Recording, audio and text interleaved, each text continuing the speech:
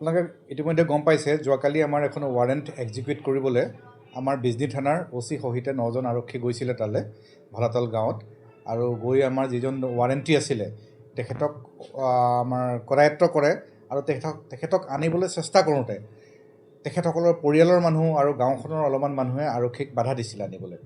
আৰু তেওঁলোকে আৰক্ষীৰ ওপৰত আক্ৰমণো কৰিছিলে ফলত আমাৰ এগৰাকী লেডি কনষ্টেবল আঘাতপ্ৰাপ্ত হয়